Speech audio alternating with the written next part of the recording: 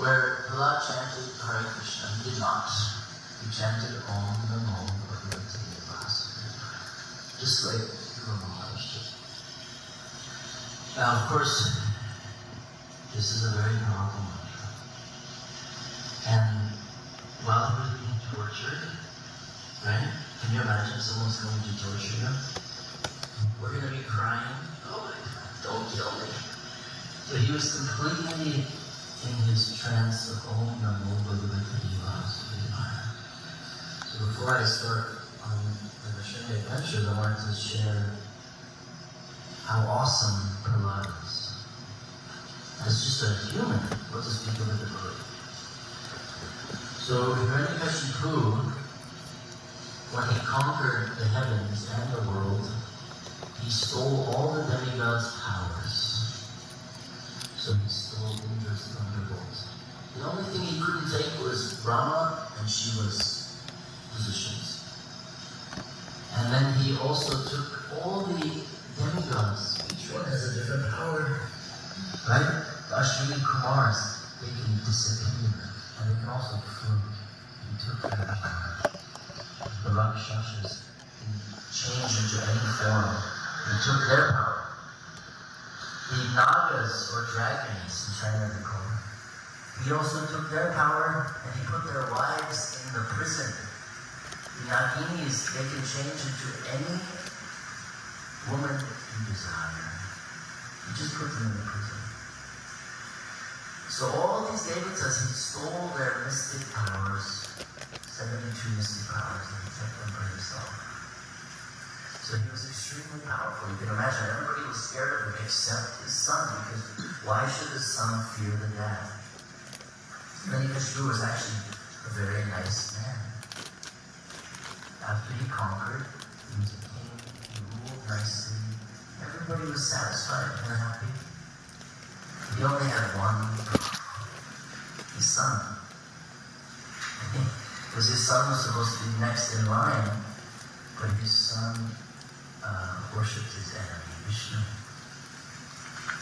So when Prahlad, the first time Prahlad disrespected his father, we know the story. The teachers came, he's causing a disturbance. What disturbance? He's saying everyone should worship Vishnu. So his father started to cry, oh my God.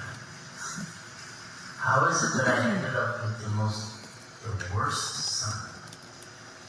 How is it my fate that I get such a bad child?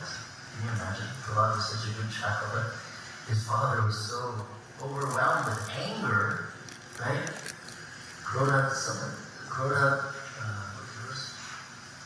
bhavati samohat right?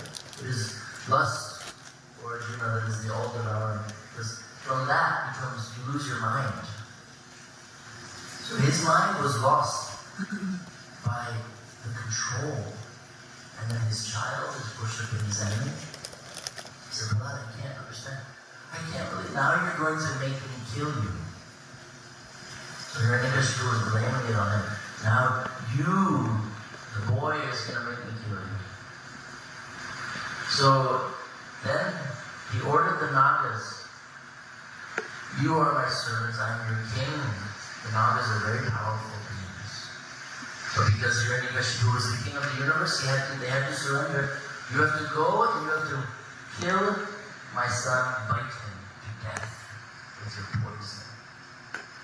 And the Nagas all have different levels of teeth. Some have the diamonds, like I said, some have crystals, sapphires, rubies, jade. And each represents a certain power. So the Naga king knew the potency of Prahlad. So he told Prahlad, please forgive me. Prahlad said, why? You are doing your dharma, you're following the orders of your king. So you have no bad karma. You have to fulfill it. So they started biting Prahlad and their teeth were shattering on his body. And the teeth are the most powerful thing on the Naga. And they were crying. Prahlad was chanting Om Namo Bhagavate Vasudevaya. They went back to Hare-Krishna. Oh, our king, we can't kill him. Our teeth are gone, they're destroyed. Hare-Krishna said, useless people, leave my kingdom, you're banished. But your wives must stay in jail. It's so far out. So now we move on to the state in India called Gujarat. Gujarat is a beautiful state. It's the only state in India that still bans cow slaughter. They protect the cows. Can you imagine? All the rest of India allows cow slaughter. That's how demonic India has become. Even yesterday when I was talking to a big podcaster, millions of followers, they were saying, oh, but this is mythology. This is how corrupted they are, how much maya. So Gujarat, they predominantly, everybody thinks they worship Krishna. I also thought they worship Krishna. And I went there, I had no idea, am I going to be able to find Narashimha temples? I don't know. But I knew the Gujaratis spoke more English because they're considered the business people in India, very wealthy. So I took a train from Karnataka to Ahmedabad. And the trains in India were just horrible. Very bad. But for somehow or other, the conductor of the train put me in a separate compartment, you know. This always happened in my travels. People would help. And they didn't ask me for a ticket or money, nothing. Long train ride, almost 2 days. So I arrived in the Ahmedabad train station with nothing, no luggage, just my clothes, my water bottle, and my shoes. And I come up to the train station, the main area, and one Indian man, tall guy, walks up to me and he says, oh, hello, are you from America? And I said, yes. He said, oh, what are you doing here? Why are you dressed like this? And I said, oh, I kind of wasn't in the mood to talk, because he was wearing shorts, and, American shoes, and a polo. He's modern Indian, so I was like, this guy probably doesn't know anything. So he kept asking me questions and questions, and I said, oh, listen, I'm on a journey, a mission, and I'm here in Gujarat to find some temples of the god Narashimha. Just like that. And he said, oh, I know Narashimha. I know Narashimha. Yeah. Oh, you should speak to my mother and my grandmother. They know so many temples in Gujarat. They can help you. And I said, really?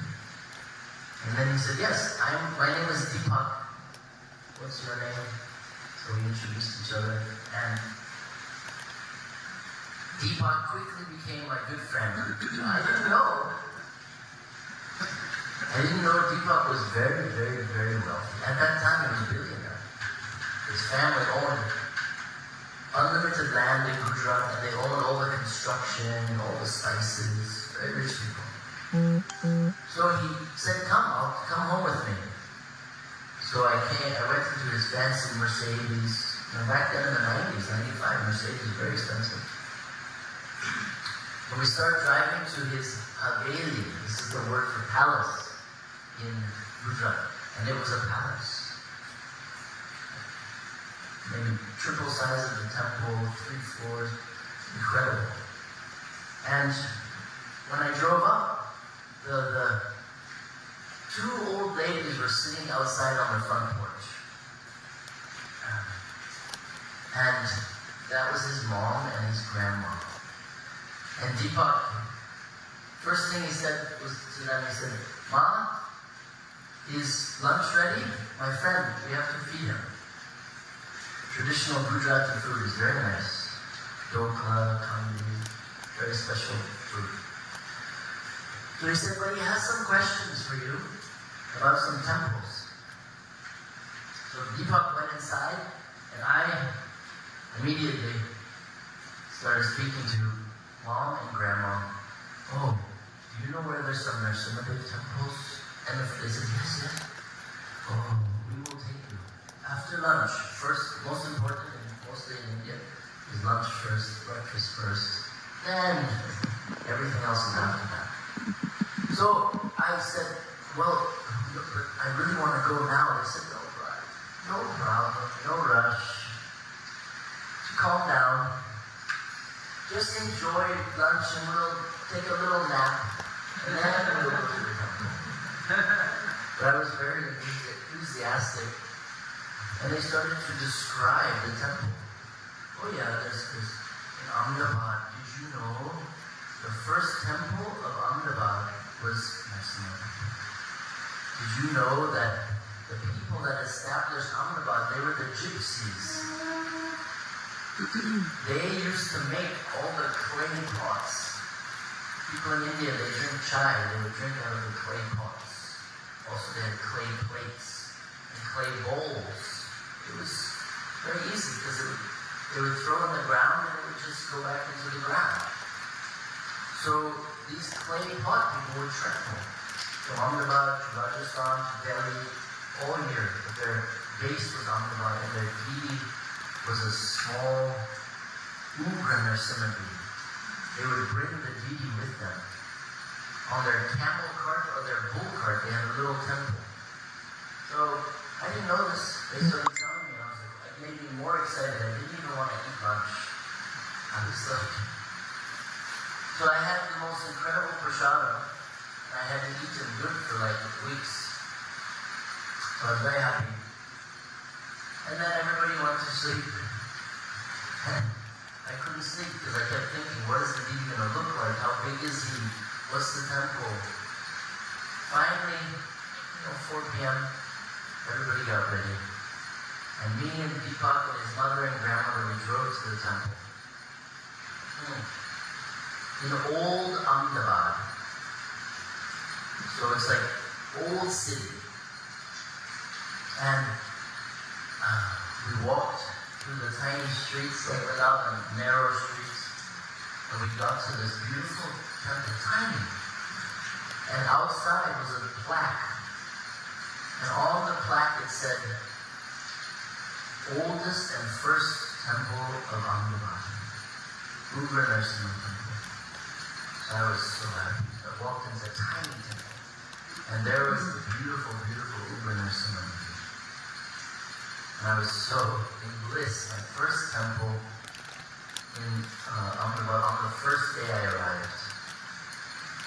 So the mom and the grandma also took me to 4 other temples, beautiful. Lakshmi-Narashimha, Shanti-Narashimha, another Narashimha in the old Ahmedabad. Same type of temples. Not so big deities, small, bronze deities.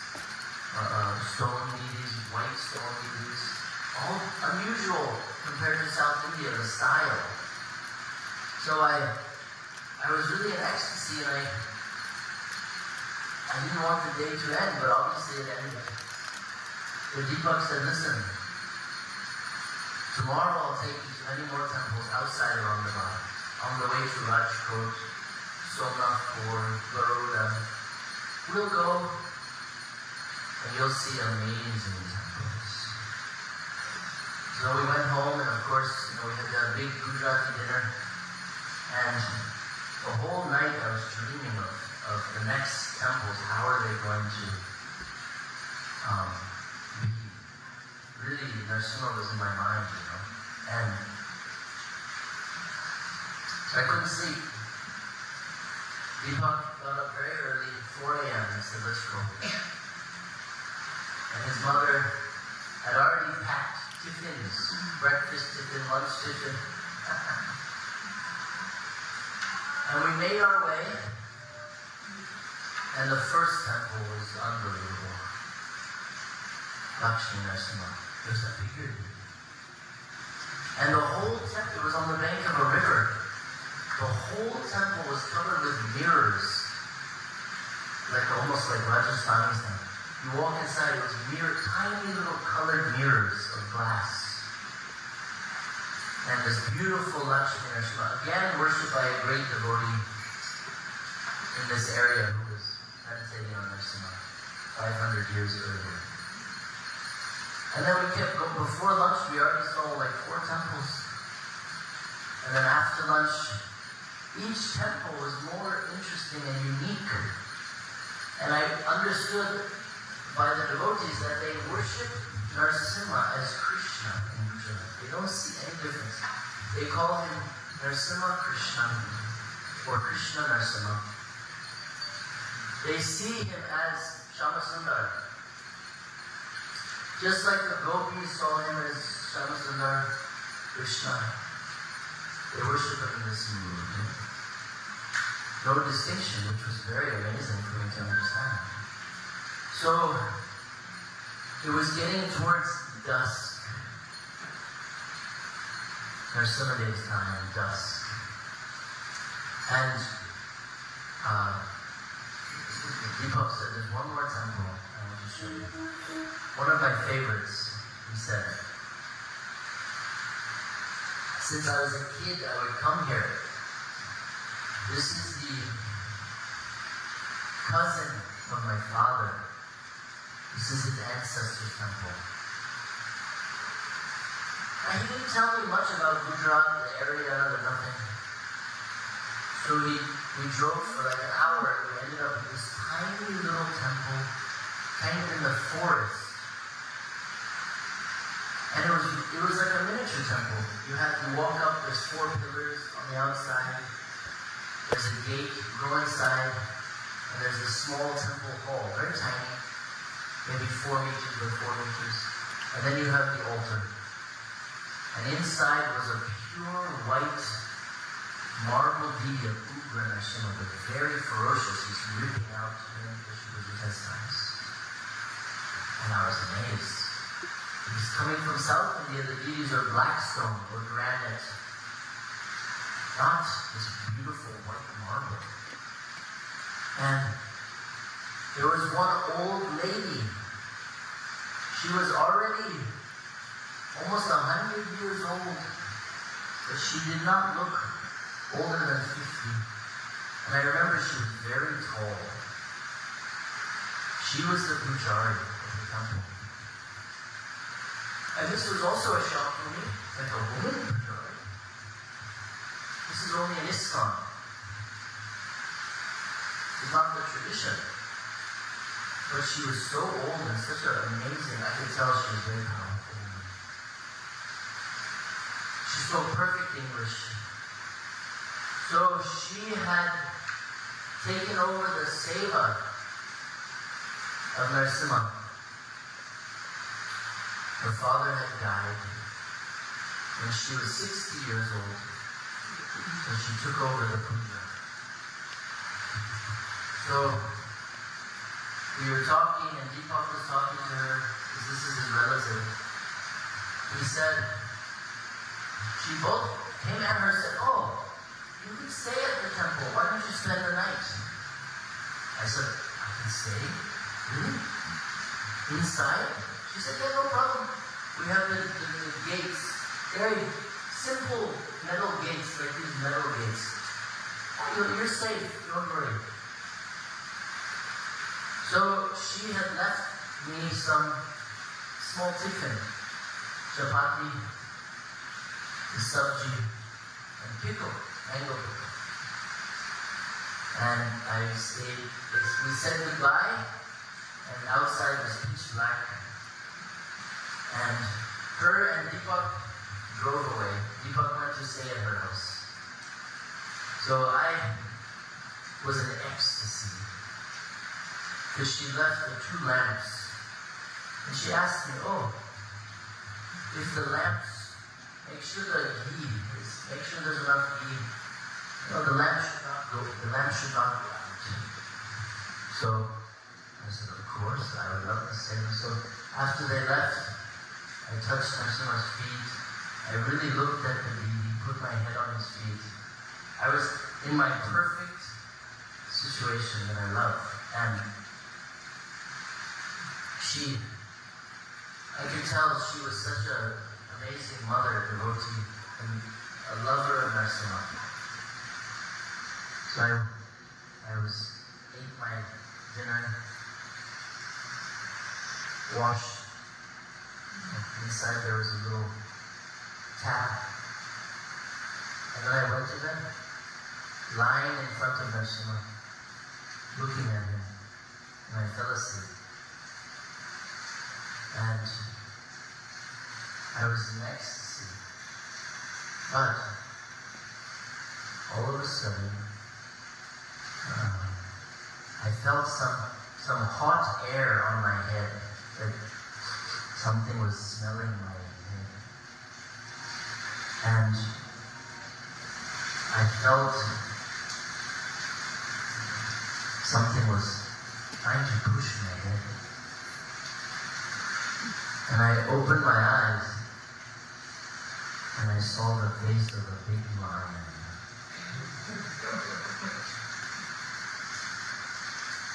And I thought I was dreaming. But I did not react very like, oh my God, I thought I was dreaming. So the lion was smelling me. But he couldn't, the gate was there. So, good evening, how are you? Good, I'm just in the temple. I'll look at those things. Very beautiful. You had a good day? You went to the chiropractor? Are they fixed the braces on Tuesday? I love you very much. You have a beautiful night, and I'll talk to you tomorrow. Sorry, this is my son. So, I immediately realized I was not dreaming, so I started to move away from the lion. And I got up, and this gigantic, a lion in the natural habitat is huge. In the zoo, they're huge, but in their environment, they're gigantic. So the lion was, smelling. Then he came to the front entrance. There was a gate there. But the gate, he could have easily smashed the gate. And I was shocked. So I moved inside Narsimha's altar. And I was sitting in front of Narsimha, like, looking at Narsimha, like, oh my God. I had already done many dangerous things on my travels to find Narsimha. And I already had, maybe ran out of my luck. Or, cats have 9 lives, they say. So maybe this was my life. So I told Narsimha, I said, okay, at least if the lion breaks in, I will be here in front of you, and this is a good death. So, I was chanting the Narashimhadeva lectures. And the lion just sat down in front of outside there was a little patio with 4 pillars, And he sat there and he started cleaning himself, like a cat, a big cat. And then he started lying on the ground, like a cat does, enjoying himself. And I could hear him purring. So very low. And he was completely staring at me like Narashimha. Not me. And I was thinking, oh my God. I was like, I'm not going to fall asleep. But I was trying to keep my eyes open, and eventually I fell asleep. Just sitting up against the wall, where somebody was here, was reading. Oh. And then all of a sudden I heard the gate move. So I jumped up. Ah, Krishna! I thought the lion was trying to break in. But I had fallen asleep, so this was the Mataji Pujari. She was coming to open the temple and do puja. I jumped up and said, oh. She said, oh, what's that? Shanti girl. It's okay. I said, Mom, last night a lion came. I said, she said, oh, yes. Every night he comes. I said, why didn't you tell me? She said, oh, it's no problem. I have known him since he was a little baby. She said, I knew his father and also his grandfather. They come every night to see Narashimha and protect the temple. And I said, what? You knew this? She said, yeah. I knew him when he was a little baby. His father brought him. And then the father one day stopped coming when the baby grew up, and the baby started to sing. His name is Sima. So I said, oh. She said, he is fine, no problem. And I was amazed by her, in America we say nonchalant, means attitude of, she didn't even care. So this experience was amazing for me. I didn't know there were lions in Gujarat. Nobody told me this. So Deepak was with her. He said, what happened? I said, the lion. He said, oh, yeah, many lions. This is the lion. I said, thank you for telling me. So immediately, most important thing was morning breakfast. His mother has sent for me. So first we did puja with the Mataji, all of us. And then we sat down. I quickly went outside and they had the pump to bring the water, and I took a shower. Poured the whole bucket. The shower was done. And I went back inside. My clothes were wet, but it was very hot weather. Gujarat is very dry. So after 20 minutes, your clothes is dry on your body. We did the puja, we had breakfast in front of Narashimha with the prasad. And then she also started telling us about other temples of Narashimha that Deepak didn't know. But his mother and grandmother gave him a list. So Deepak had many businesses in Gujarat, so it was perfect.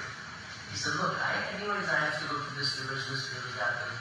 So let's go, we'll see the temples, let's spend 3, 4, 5 days, 1 week, no problem. I said, of course. And driving me in big Mercedes, air conditioning? No. Thank you, because I never had any luxury or austerity or comfort. So I was very grateful. And he was telling me so many stories, and then I understood Deepak was very, very big mafia. Big mafia, land mafia. I'm sure you also have here in the Philippines. You have some criminal type people.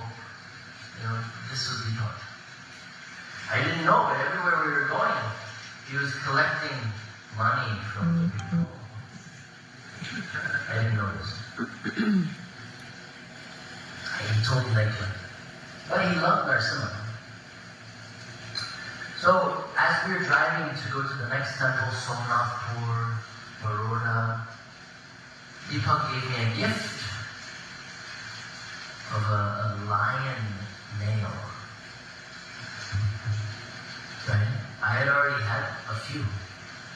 But he gave me 2 lion nails. It's very powerful.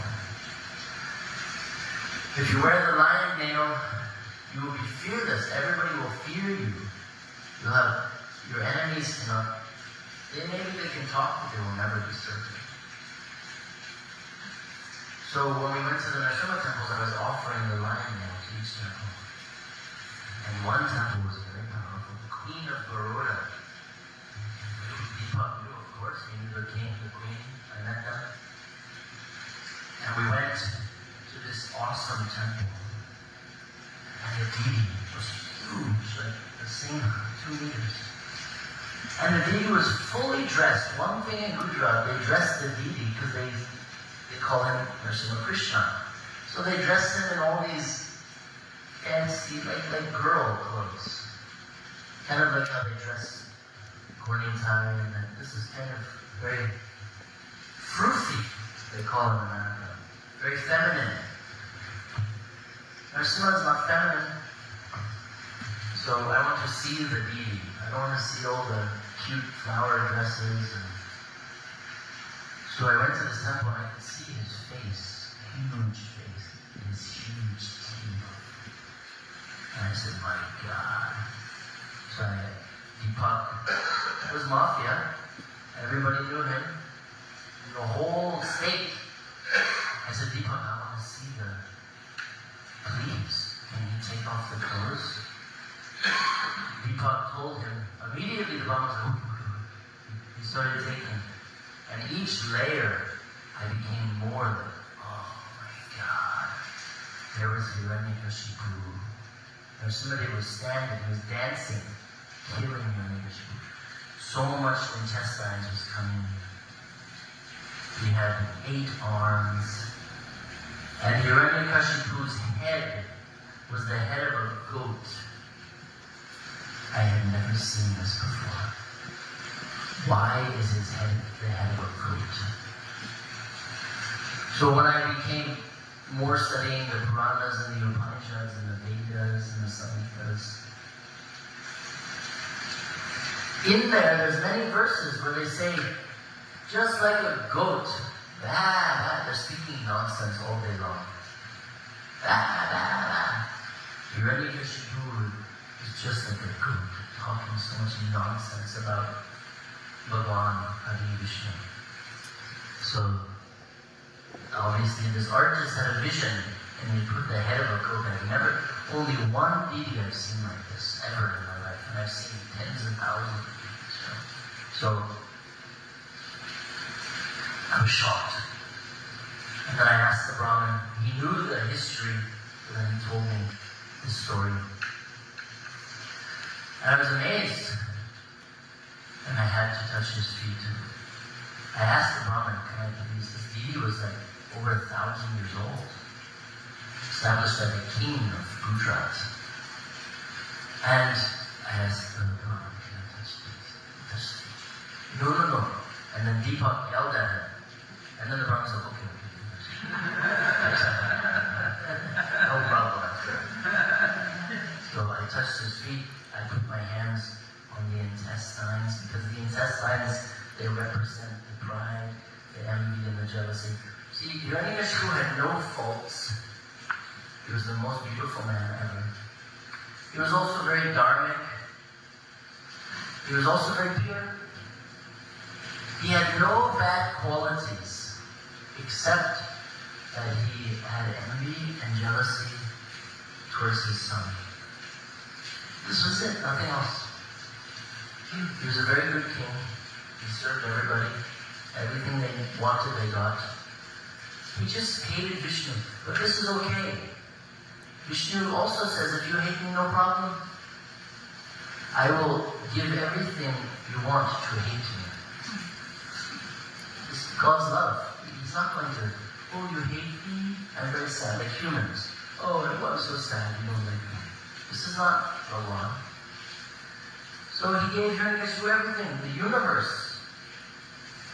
The most beautiful wives, the most unbelievable son, everything. The demigods also were his slaves, not servants, slaves.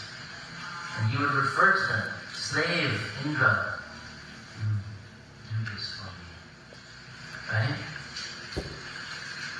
His Abhiman, Hiranyakashipu, was so much pride. So the intestines, and he freed him from envy, jealousy, and pride. So this deity was amazing. I stayed there for a long time. Dhruva said, okay, now we have to go to the next temple. And the queen came with us to a few other temples, beautiful temples. Mostly in Gujarat, I noticed Lakshmi-Narasimha or heavy Ugra Narasimha. And who was worshipping the heavy Ugra Narasimha deities? Who do you think? Was it Brahmachari? Was it Grihastha? Was it Sannyasi? Huh? It was all Grihasthas. It was all Grihasthas. Not Brahmacharis, not Sannyasis. So in Islam there's that lie, they say, oh, only Brahmacharis and you can worship Buddha. This is nonsense. Lie. It doesn't say this in any Shastra, Purana, Upanishad, Vedas. No Guru, Ramana Jamata Shankara, our lineage has ever said this. It's a lie. Grihastha should worship Ugra Narasimha because he removes the envy, jealousy, and pride, which is very prevalent with Grihasthas, especially with women. Pride, jealousy, envy. So this protects you from the outside, these influences, and from the inside influences. So I spent good time with Deepak. But already a week had passed. And I thanked him. He said, look, I have to go. But I'm going to give you a car and a driver. Let me help. I said, no. Let me take the buses. I was happy taking the buses because then you meet people. You talk to people. He said, please let me do some seva. Let me do something. And he was, so much money he had, always in his car. Stacks of probably hundreds of thousands of dollars, not rupees. But I didn't care. Because I was also independently wealthy when I was very young before I started my journey. I was a businessman. I did many things. I had a lot of money. I didn't need any money. I wasn't greedy. Right? So Deepak was like, oh, you need someone, take some money. I said, no, I don't. I have money. Why do I need your money? If I need money, I told him, I'll call you. You can send me some money. He said, okay, no problem. So he sent me a nice car, and he gave me the rest of the list. He told the driver, take me to all these temples. But I also wanted to go to Dwarka. You all know Dwarka. Krishna was there. Because of Krishna, I wanted to see him. I wasn't thinking anything about Narsimha and Dwarka. I was thinking, I have to go see Dwarkadish, the king of Dwarka. The one who snuck away to meet the gopis at night. The gopis snuck away from Vrindavan and Krishna left his queens in Dwarka, and they met in Tilak Kund, and they swam and bathed each other. And all of Krishna's turmeric and sandalwood and the gopis' oils from their bodies and Krishna's bodies went to the bottom of the Kund, and this is what we call tilak. This is how it was created, from a place called Tilak Kund. 99.9% of the tilak in Vrindavan and Mayapur is not tilak, it's fake. It's just clay. It's not real. If you want real tilak, you have to go to Tilak Kund yourself and dive to the bottom. But now they've made a ban. They don't let anybody do it. So the government regulates. So you have to go there and you'll see they sell big bowl of gopi chandan. This is from Krishna and the gopis' bodies. It's very powerful stuff. Chaitanya Mahaprabhu said, we put it on us. It should give us bliss because it touched the Lord's body. Right? But the stuff they sell in the nice boxes and ISKCON temples, this is all fake. It's not gopi chandan, which is fine. Also, equally to the tilak is the mantras. You can do just with water. So I wanted to see Krishna and Dwarkadish. So after spending days in the car finding incredible temples right at the ocean, a temple right on the ocean of Narsimha and Somnath. In Rajkot, I went to visit this ISKCON sannyasi named Mahavishnu. He was 100, I think he was almost 100. He could still read the full Bhagavatam. He had no glasses. And he told me, Narsimha gave me vision.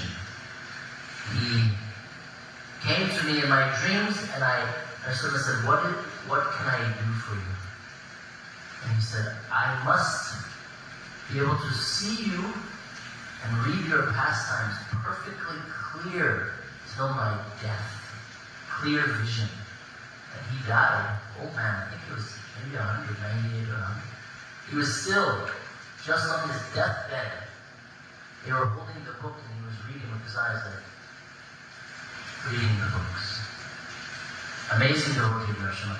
Later on, I arranged one Narashimhadeva for him and we installed in the temple. My god built this Ambarish Ford plane. We had a beautiful temple. Many years later, 15 years later. But I went to see him. So finally I ended up in Dwarka.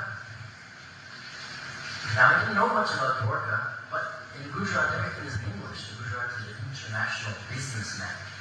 So they speak perfect English.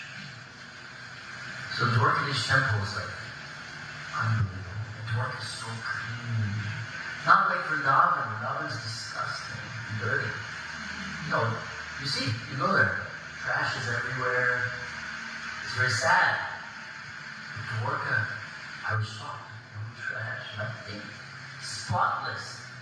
There's no shops everywhere selling sodas and dhotis and kurtas like in Vrindavan. Just everything is business. No. I was shocked. I said, wow, this feels like Vrindavan. This feels like how Vrindavan should be. There's no shops. Only shops selling garlands and flowers and Mahaprasad. And it was just this huge temple. I was amazed. So I went to see him. Beautiful Dwarkadish, Very like, almost like Kunta, standing with the club. So Keshava or Janardhan, Krishna, Vasudeva, with his hand blessing, right? Narayanaya Namaha, bedecked with jewels and a crown, right? So beautiful. But the flute was there. He was holding the flute. So, very special for him. And I met many people there. There was ISKCON temple there also. But the Brahmins, they told me, oh, go have darshan of Gomati River. Gomati River is very famous because you have Gomati Shilas. They're not Shalagram Shilas, they're special Gomati Shila that represents kind of Krishna and Balaram. I had heard about this, so I went behind the temple, and there's a beautiful, crystal clear river, and the ocean is right there. Dwarkadish temple is right on the ocean. This is a river going into the ocean. So immediately I jumped in the river and I bathed, and there was all these white, they look like coral, but they're shilas, sacred shilas. So I found a few of them and I took them, put them on my head, and one man was there and I said, oh, this is Gomati Shila. He said, yes. I said, very good, take. I put them in my bead bag. But then I noticed something interesting. There was a temple there on the bank of the river, a small temple. And I thought I saw through the big door, double door, I thought I saw like a Narsimha painting on the wall. So I was like, oh, interesting. Let me go check this out. I had already told everybody in Dwarka I wanted to buy Narsimha temples. Nobody told me. So I was walking into this beautiful small temple, and I see this huge painting of uber Narsimha, like so much blood. Like the one on the altar, but even more. Blood everywhere, many, many hands. It was amazing. And I was like, oh. And then the Brahmin came, and he didn't say Hare-Krishna. He didn't say Jai Shri Krishna. He said, Jai Narsimha. And I was like, what? Narasimha temple? He said, yes, Narasimha temple. I said, what? So this temple was the first temple before the Dwarkadish temple was built. This was a Swayambhu Shaligram Narsimha, beautiful big Shaligram. You could see like the eyes, the mouth, and those kind of like, I have a Shaligram in mine that I travel with. You can also see the eyes naturally. And then they carved a body of Narasimha and they put the Shaligram on top. And there was paintings of Prabhu's story. And the Brahmin started telling me the history while he was doing puja. And I was like flabbergasted. What the hell? I did not expect, of all places, I would find Narasimha temple in Dwarkadish, in Dwarka. And he's older than the Dwarkadish temple. And then he told me the story, the history. First, the Brahmins had to come and get blessings from the Narashimha and the king before they built the Dwarkadish temple. And the king of Dwarka would only worship Narashimha before he entered Krishna's temple. And that tradition still goes. The pujaris in the Dwarkadish temple, every morning for Mangalarti, first they go to Narasimha Bhagavan because he removes anarthas to purify our hearts, and then they open Krishna. And they bring the prasad, the garland of flowers from Narasimha to Krishna. So I was hearing this and my ears were in heaven, you know? And the Brahmin said, oh, you have to go to Bet Dwarka. What? This is Bet Dwarka. I was like, what the hell is Bet Dwarka? It's an island off the coast. It takes 1 hour by boat. It's called the second Dwarka. I said, what? This is crazy. He said, go. You will see Narasimha. I said, Narasimha is there? He said, yes. This is first temple on the island. I was shocked. So I had some time, 2-3 hours before the boat came, the boatman, to take people there. So I started to explore Dwarka. And on the beach, the opposite side of the Gomantri River, there was a beautiful beach, white sand, like the Philippines, gorgeous white sand, palm trees, and the water was very, very blue, crystal clear. So I wanted to go swim because I love the beach. Also, I grew up in America, in Florida, in Miami. Ocean is there. Every day you have to go for a swim. Immediately I go. There's all these police signs: do not enter, forbidden, stay out. I never followed the rules, so I didn't care. I said, and they were in English. So I started to go past these no trespassing signs. And I could see the water in there. I could see like pillars, some sort of buildings. You could see, it was so clear. And I was like, wow. And when I became closer to the water, I dove in the water. And the people on the other side were screaming, no, calm down. But I was so happy. Ocean is so clean. I was taking the sand and I was rubbing my body. I was taking the sand. I was looking. All these shiny metal. And I was like, this looks like gold. This looks like gold. Tiny little teeny specks like glitter. So I was like, what? So I started to look in the sand in front of me, because as I was walking, I was just noticing the abandoned buildings in the ocean, like the old ruins. And the sand in front of me was glittering like gold, reflecting from the sun. It was making me blind. So I could see the police were coming. So I dove back in the water. I was swimming, just my last dip. And I went down, swam down, and I took 2 handfuls of this sand gold, and I put it in my bead bag. My bead bag was always on me. And back then I had a thick cotton bead bag with the pocket. I opened the pocket, and in the water, putting the sand in it, and I'm zipping it up. And then I swim back up, and the police were there. Sir, please. They were very polite. Please, sir, this is no swim zone, restricted area. I said, I'm so sorry. And they said, you have to come with us. They're very nice. And they brought me out. They said, why are you here? What are you doing? And I said, I'm looking for Narsimha temples. And, if there's any problem, call my friend Deepak. So I had Deepak's number.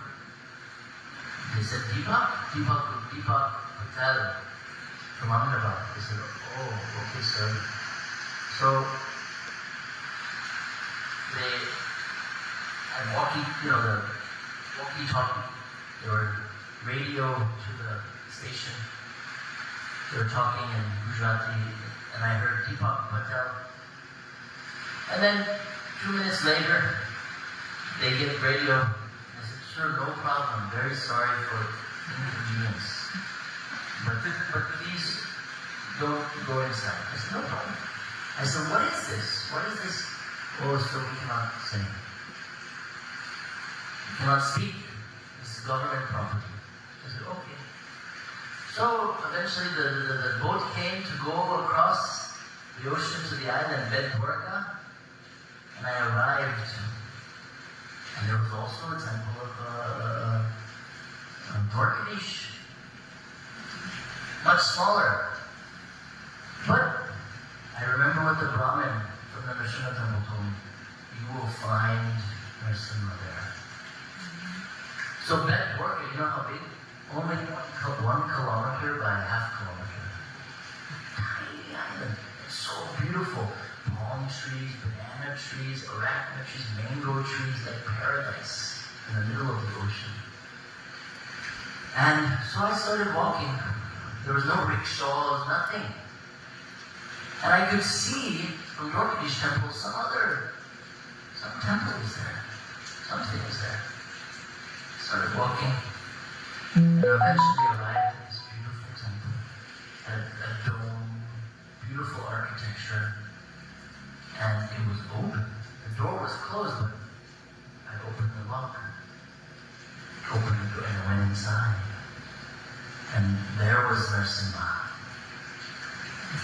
Very deity of Narsimha, very terrifying, beautiful, Ugra Narsimha, made of metal. He was sitting there with a Krishna deity. And then there was a beautiful asana, the asana like this. And there was a painting, ancient Ugra Narsimha with 32 hands, arms, like healing and sitting on the asana. And then around the temple, the temple was actually round.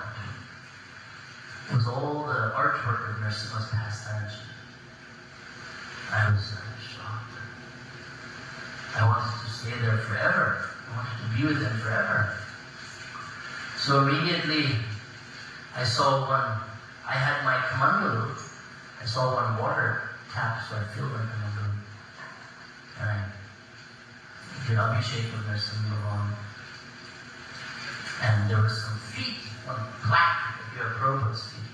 There was the Narsimha's feet, so I washed his clean. Outside there was flowers I picked. And nobody was there. Nothing was around. So I said, I want to do decoration. And I chopped the mango trees, small banana trees I chopped. I put them on the altar. And, I picked all the champa flowers, I made a garland. Champa flowers you stick inside the other champa flower. I learned this on my travels. And it was an amazing experience. And then all of a sudden, some sadhu, I don't know, he also had come under me. He had big dreadlocks, huge hair. And he was wearing Shiva tilak, but also Vaishnava tilak. And he had so many malas. He was very, very old, but his body was very, very young. He just showed up. There was nobody following him. I could see the road, nobody. And he came in, he did his Dandavats to Narashimha. He touched the asana. And he also had some camphor to do a lamp. And he gave me, he said, you also do. He had a small bell. And then after he did his puja, he spoke perfect English. Where are you from? And he started to tell me the history of this temple. His forefathers established this temple. And there was many earthquakes in Gujarat, but never this temple was affected or broken, even though the temple has a dome. But he told me how ancient Bet Dwarka was affected by some disease and virus, the farmers on the island. And Narasimha came in his forefather's dreams that he must worship me, build the temple, and I will purify him. And he did, they did, like 700 years earlier, and this was the temple. So he was such a kind gentleman, no envy, no jealousy. He didn't try to, he saw that I did so much decorations and garlands and flowers, and he was so happy. And then he sat with me, and we just chanted over and over.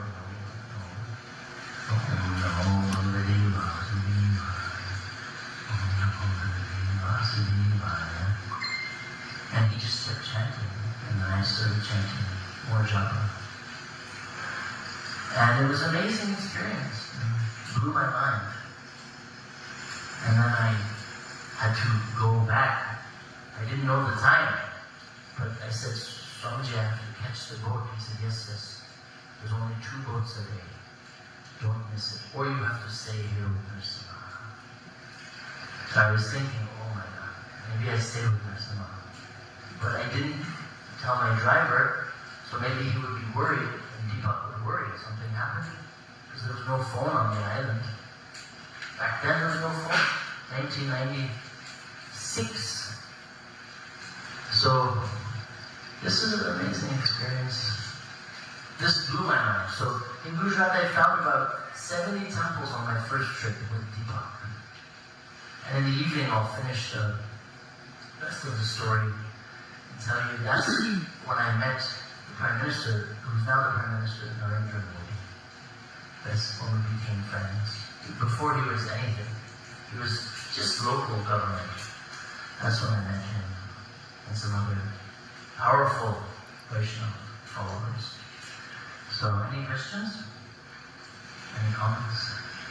Yeah, I'm surprised everybody came because it was raining so much. I thought today canceled.